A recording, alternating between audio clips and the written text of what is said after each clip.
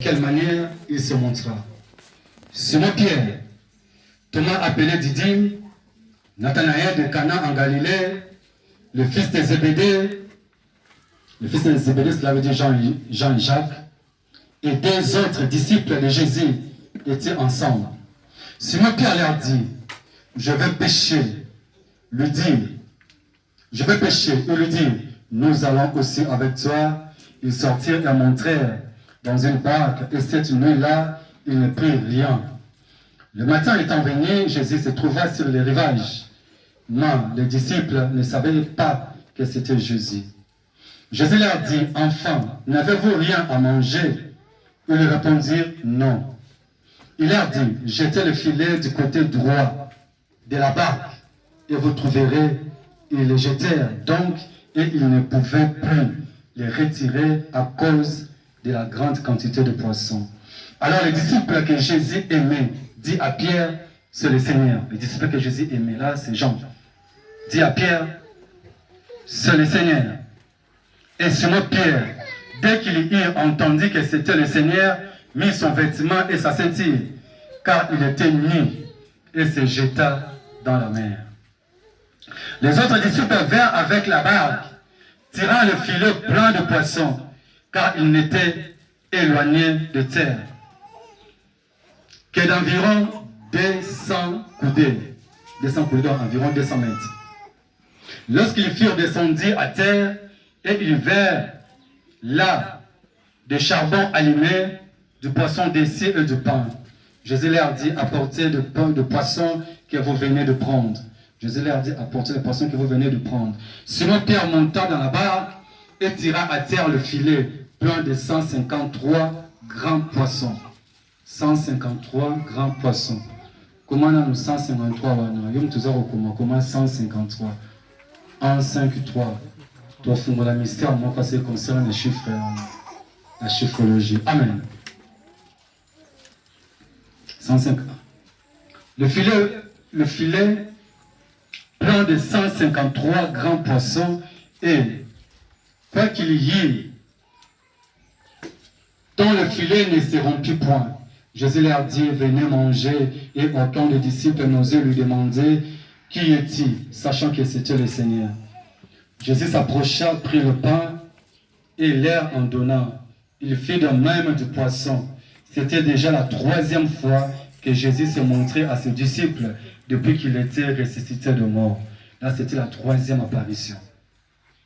15. Après qu'il eut mangé, Jésus dit à Simon Pierre, Simon fils de Jonas, m'aimes-tu plus que nous-mêmes ceci?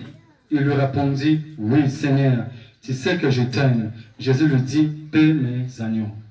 Il lui dit une seconde fois, Simon, fils de Jonas, m'aimes-tu? Pierre lui répondit, oui, Seigneur, tu sais que je t'aime. Jésus lui dit, paie mes brebis. Verset 17 pour clôturer, il lui dit pour la 3e fois. Là, c'était la 3e apparition. Jésus-Christ s'adresse aussi à Pierre pour la 3e fois. Il lui dit pour la 3e fois, Simon, fils de Jonas, m'aimes-tu? Pierre fit attristé de ce qu'il lui avait dit pour la 3e fois, m'aimes-tu? Et il lui répondit, Seigneur, tu sais toutes choses. Il a changé maintenant. Seigneur, tu sais toutes choses. Tu sais que je t'aime. Jésus lui dit, paie mes brebis. Amen. Jean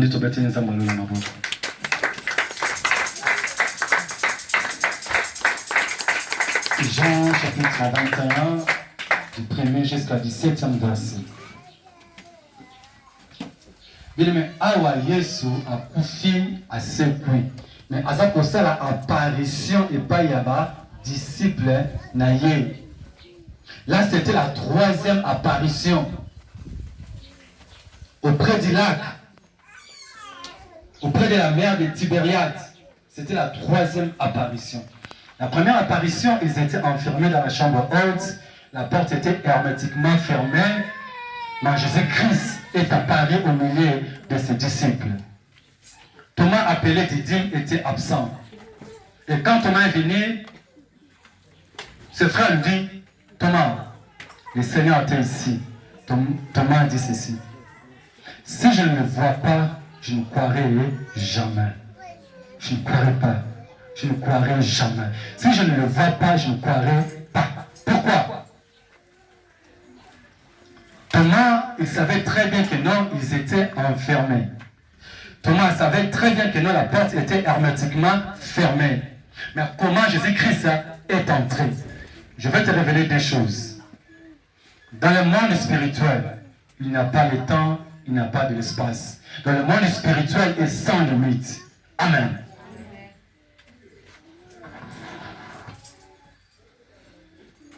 Au monde ici, tout ça pour nous. Au botani, moi, au commis à 10 ans, au commis à 20 ans, à 25 ans, au commis mon banquier. Pourquoi? Parce que sur cette terre des hommes, ils ont deux facteurs. Tous un espace et puis tous un temps. Or, le quoi là, tous un temps, mon tabac, ça anuna.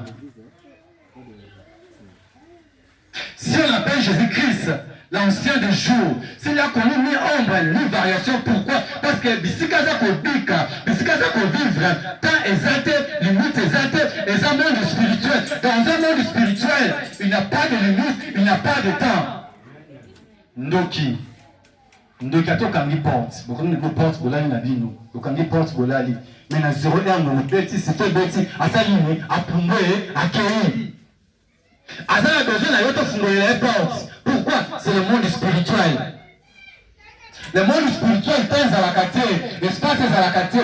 Tant que ça qu'on vivre en la scène en mort, bien aimé, sache-toi bien, ils ont deux facteurs. Ils ont quoi pesanteur? Sur cette terre des hommes, ils attendent. On les mots, les latés, au konuna. Au konuna.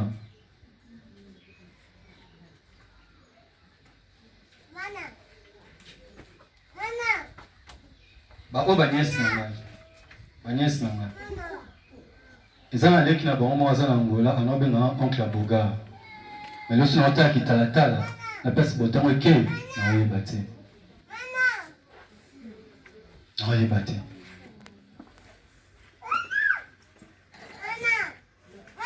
Amen. Cela veut dire tous en attend. Il faut saisir l'opportunité. Il faut saisir l'opportunité. Bien non, qu'on a la distracté. Après 10 ans, après 10 ans, parfois qu'on l'aime. Au mois de juin, juillet, il faut saisir l'opportunité avec une nuance sur un monde de ténèbres. On va présenter les bossons, un plan, un programme, une stratégie, on fait un ligne, au bout d'un mot, dehors. Tant qu'à ton côté, et pas moment ici dans le service à dimanche.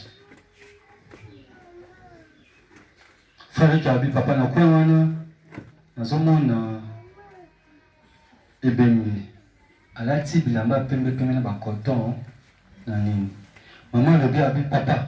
Moi na quoi wana, ceux qui n'ont pas l'ouana, l'autre a qu'à l'autre en paix. Moi je me pense que coton, ceux qui n'ont pas l'ouana, ils attendent normal. Mais na quoi wana, l'autre a qu'à l'autre ya ma paix.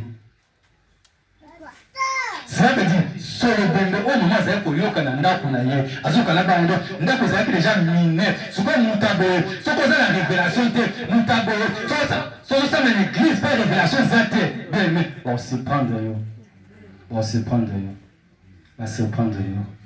Maman boti protocole wana, aya pa na ngana kolela na meso abi papa, osalisa ba tuza mabe, mwana yana nga kufa na yambiye, mais makambo naza komona. Oui, moi, je suis un peu de temps, je suis un peu de temps, je suis un peu de programme. Mais il faut avoir Jésus. Mais nous sommes dans la révélation, tu es bien aimé.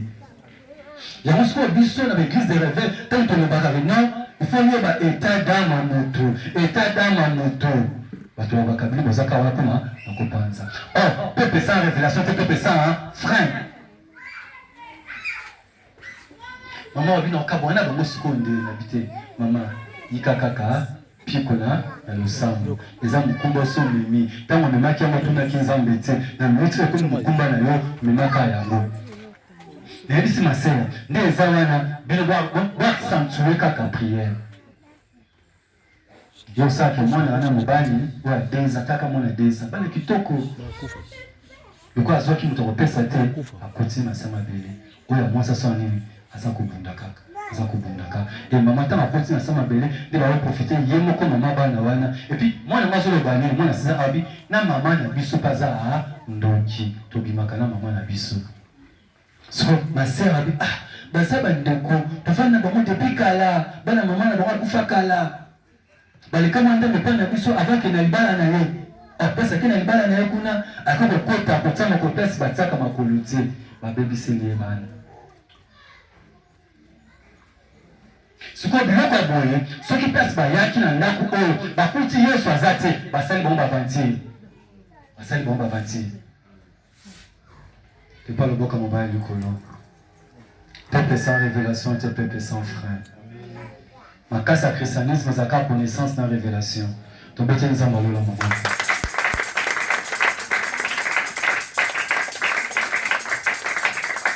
naki mbangu mambondo eza ebele me nakoma oblige naki mbangu mpo tozwa ntango kobondela. Deuxième point.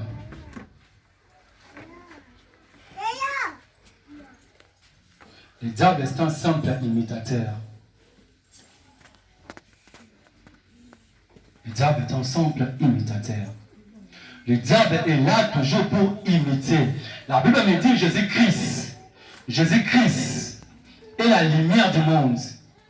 Il nous a donné aussi la lumière de la vie. Mais le diable se déguise en l'ange de lumière. Mais il n'est pas lumière. Il n'est pas la lumière, mais il se déguise en l'ange de lumière. Mais la lumière du monde, c'est Jésus. Si Paul le roi nous compte en la vie, nous compte en la que les ténèbres soient dissipées au nom de la Bible me dit Jésus-Christ est le lion de la tribu de Juda. Mais le diable rôde comme un lion. Il rôde comme un lion, mais il n'est pas un lion. Voilà pourquoi le diable aussi prophétise. La prophétie nyonso ezalaka ya nzambe te. Voilà pourquoi il faut avoir la connaissance et puis s'il y a discernement oyeba. Maintenant, force de puissance, il y a réveil, même dans mboka oyo. Le diable a fait fort ça ni ameka ko étouffer à nous. Mais tous ça ba pasteur. Moi pasteur magicien. Un pasteur magicien. L'autre c'est un pasteur, il y a manquiona. Il y a manquiona donc Azan est vrai, Azan est magicien, c'est Azan est escroc. Abatame kan évangile. Bato basora. Donc avec une mission surtout tondi na TV na radio ba tondi. Alors c'est une mission na TV na radio, oh nezana numéro zo pesa sur bengi ayamba oti. Asa motivé nous ka bobenga réseau ça s'attirer mais sur la benga tele bono maman Alex avec maman Alex asa ba ali banda mutu na ye bana kata réseau sur la bengi papa na oluka mbonga garantie papa ndene za wana okomona ke mosako azana mboka oza wapi oza sana côté la sa chambre na yo la chambre voilà ba mankioniste donc azana est vrai azana fauté azana ka escroc. Azana escroc.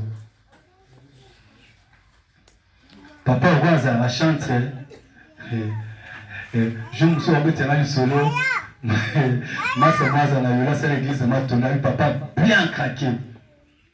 C'est quoi la hein? Asa ba miracle mankiona. Il y a ça en dernier.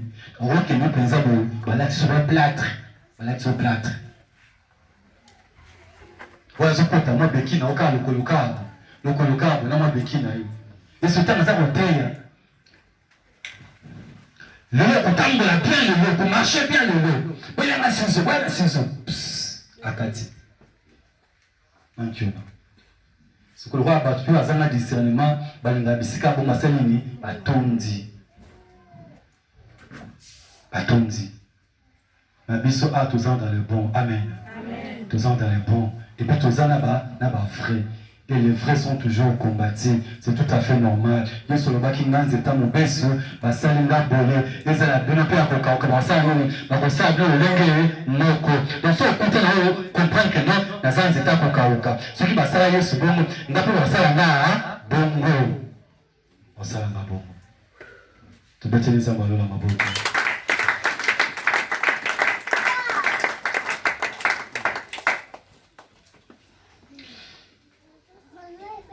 Zambe, Yesu aza koyebisa ba disciple na ye. Aobi, allez partout, faites toutes les disciples, faites toutes les nations, mes disciples. Donc, Jésus a la phase de multiplication. Voilà pourquoi multiplier qui peut pain, à multiplier peu poisson, 5000 personnes, bah ça les lié. Tant que ça Adam et Ève, multipliez-vous. Et dans le sens de multiplication, là, le diable aussi, à côté de la formule, voilà pourquoi. Parce que ça imitateur. À côté. Pour la imiter. Donc, on dit qu'il nous a coupé ce maloko là, mapa. Ça va passer maloko là, mapa. Babenga na bondi apona ndeko moko na poto. Babokele mbasu. Babokele va mbasu comme tina poto avec comme tina poto. Parce que teka mo tina poto mbasu.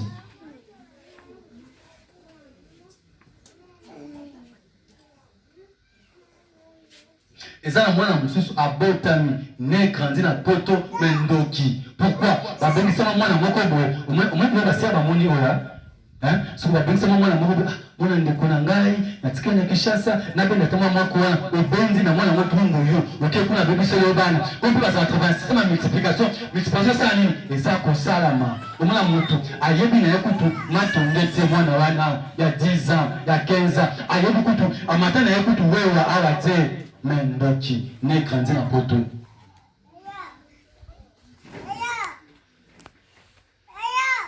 Pépa le boca mobile du colo. Pépa. Alléluia. Tous on a ma pratique. On dit bougie. Bougie est un manque à point de contact au monde des ténèbres. Bougie. Et surtout la bougie en couleur. Au rouge, au vert, au jaune. Ils ont mis un point de contact au monde des ténèbres. Même si on peut laisser bougie blanche dans le monde, éviter que le bama belle et pas ya bana. Donc ils ont trop fondé déjà connexion au monde des ténèbres. Nous avons la connaissance de cause, je suis ministre de l'évangile. Nous avons évolué dans le ministère de délivrance. Nous avons sabino awa, na kutana mutawuti pa idingwe na yambaye awa, tozalaka naye awa. So makamba yebisanga yebi yango. Nous avons la connaissance des causes. Maman, abetela le sola mutawuti pa idingwe, atendela kumbona. Pas de raison, atendela kumbona. Ya Jonathan, atendela kumbona. C'est comme ça un homme de Dieu fonctionne. OK? Au moins d'exemple on a ici, exemple ils ont nuire bangote. Dans la vigilance na bango, de celles qui non va détecter en haut. Na ko eza muto uti papa na uti kipe dingu. Tala boye. Na ko bimisango, na beti yango ko édifier yo, mais na ko exposer ye. Voilà pourquoi même dans le service, yebi batongote pourquoi parce que c'est secret ça va pas mutungo moko. Pour la koye bisaye, na biso ko bisango mututse. Iba ko tala bo, ya na mi pas à pinga, ayebisango ya na mi. Ya na pas ko tala bo. Ya Christelle makopa, ya kana na salini, ayebisi. Sima mukopa salini, ya kispa tele bona, ya bo beti na simana na salini, e komi kuna. Voilà pourquoi nyonso oyo osololaka na ngai evandaka na motema na ngai même mwasi na nga ayibaka mote. C'est ça la force du nom de Dieu. Amen. Deuxième point de contact, omoni ngonga yango na meba marabu mingi batiza toujours ka babuji wana oyoka yo yelanga même homme kilt ba rose chrétien ba tuwana nyonso banini ba science occulte wa ba tinkanka force na bango zana ba bourgeois surtout la bourgeois couleur. Ngonga eza moko ba point de contact à monde intérieur. Ngonga moko ba point de contact à monde intérieur. Yango mona kamingi surtout pas banganga okuta bonka na ngonga na ye. Surtout aza ko beta bongo cri azo de afungwa ya connexion azo kota mona contact na monde wana na ba démon na ye de façon que non oyo ko luka wana ta les abonnés. Voilà même comment même ba chef coutumier na biso bazali toujours na ba ngonga point de contact à monde intérieur. Tobeteli nzambe alola maboko.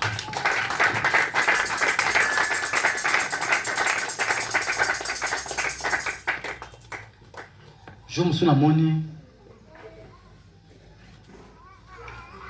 moi na ngai Mephibosheth abeti siffle na boto ba 19 à 20h. Quand frère na levé abi abeta siffle na boto te. Na boto ba siffle kate. L'autre ça pour le nini héritage. Le exemple loko ya loki moi c'est na za makasi na loko wana. Bala ba kongo bazabo. Baba ba kongo bazabo. Siko ngana mingi on est à on a coûté. D'abord, on brosse autant de fois. Ça, on m'a dit qu'à ce brosse, on a combat, surtout dans le bateau. Comme ça, on a une bande de tête, on a quoi, comme ça, on a une bande de tête. Pourquoi? Parce que quand tu sais que non, on combat quand on a bateau, t'es.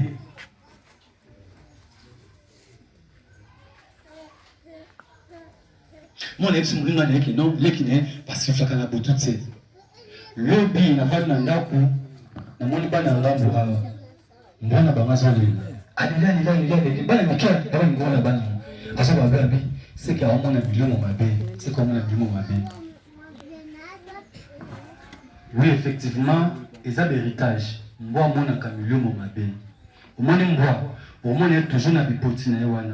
Et à partir de bipotine, il y a un messoana. Il y a un te permet à cailler à mon ou un beso qui me dit ça, et mon acadé. Moi, à mon camilio, mon mabé. Toyoka mbope ba boss ba yebisa bisongo so mo mbaso la mingi kutuba ko maseke asomona mimi mabe so mo mbaso la damu asola na mutu moka asokanga ka azomo asana blosa nini azomona to tambula kana monzi o mona batu mususu yo so mo na miso ki bomoto mutu mena miso o ya moyimu so ko tali ye o mona tamso elo ya pigeon mutu pigeon mais njota mutu amen funza mafungo la miso. En 2006, avant qu'il y ait une élection, dans l'émission de David Matadi Kibala, à Olobani, alors bien, nous avons lancé appel à nos connaissances, nous avons postulé, nous avons lancé appel. Donc, Baya, soit nous avons besoin de Aya, donc on les calme.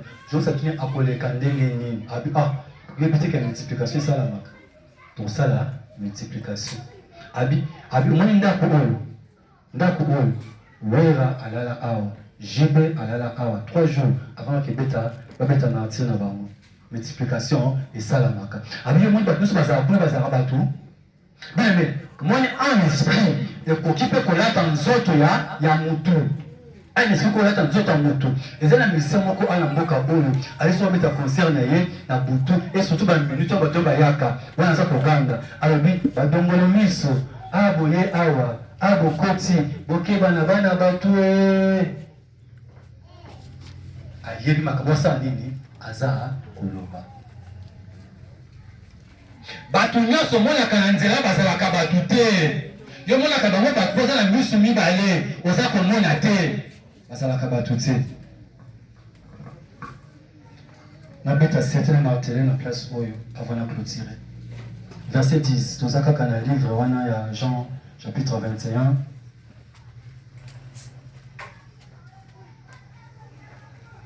Jésus leur dit, apportez des poissons que vous venez de prendre.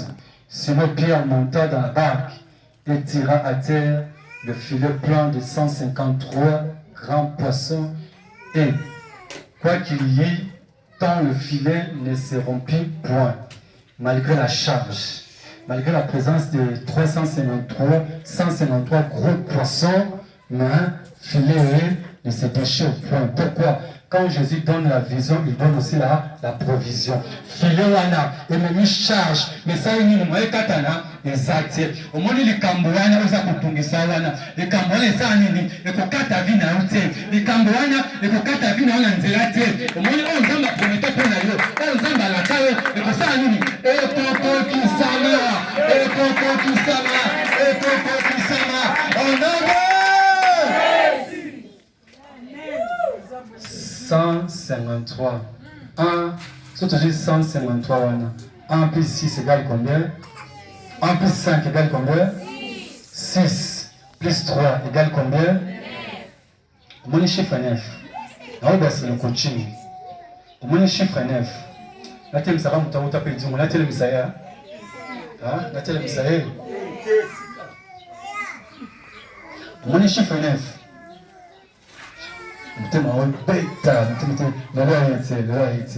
Au moins chiffre 9. Même dans le match de football, on a travaillé sur 9 tu peux attaquant de points. Même le numéro 2 mais le numéro 9, ce genre de match tu auras un problème sérieux. Amen. Mais je veux 9, mon but attaquant de points, mais tu as nul. Parce que tu as il faut marquer. C'est la mission, mon corps. Aloba. Amen. Au moins le chiffre 9. Chiffre 9, voilà. Ils ont chiffre moko makambo et belé.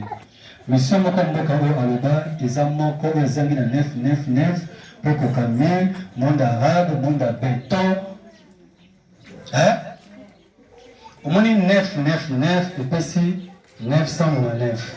Ce qu'on renverse et puis c'est 666. Ce qu'on a monde en multiplication 9. Ils ont un chiffre moko qui est le monde de multiplication. Ok? Prenons l'exemple. 9 fois 1 égale combien? 9. 9 fois 2 égale combien? Dans 18, c'est dans 1, dans 8. Sortir 1 dans 8, il y a plus qu'à 9. 9 fois 3 égale combien? 27. Tu as dans 2, dans 7. Sortir 2 dans 7, il y a plus égale combien? 9. 9 fois 4 égale combien? 36. Dans 36, on a la présence à 3 dans 6. So, ça veut dire 3 plus 6 et plus 9. 9 fois 5 égale combien? 45. Dans 45, on a 4 dans 5. So, c'est 4 dans 5 et plus 9. 9 fois 6 égale combien? 54. Dans 54, si on joue 5 dans 4, on joue 9. 9 fois combien maintenant? Fois 6.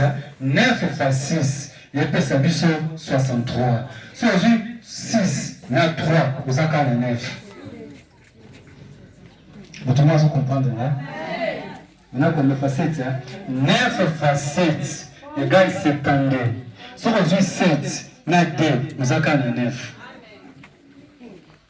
Maintenant, tu es dans 8. 9 fois 8. Oui.